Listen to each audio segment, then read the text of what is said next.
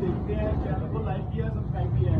हमने फर्नीचर का first experience का हमारा ये स्टार्ट किया है अल्हम्दुलिल्लाह। और ये बड़ा अच्छी तरह से हमने तैयार किया है, ब्रास की सारी पट्टियाँ लगाई हुई हैं। और ये फर्स्ट ऑर्डर हमारा सियालकोट में जा रहा है, ठीक है। ये 3 बेड हमने तैयार किए हैं, इनके डिफरेंट कलर हैं, डिफरेंट चॉइस है, जैसा कस्टमर की डिमांड हो।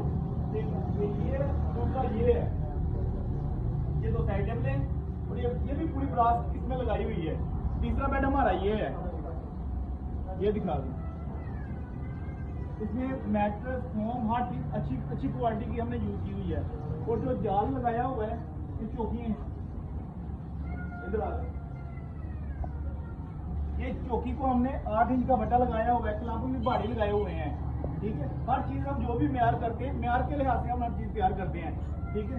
क्वालिटी वाइज जो चीज अच्छी होती है हम उसी को रिकमेंड करते हैं।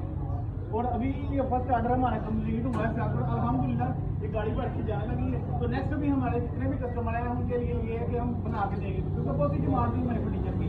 तो इंशाल्लाह सबको बना के देंगे अभी ये ऑर्डर इंशाल्लाह। ओके, बाकी लव यू हो गया सबका।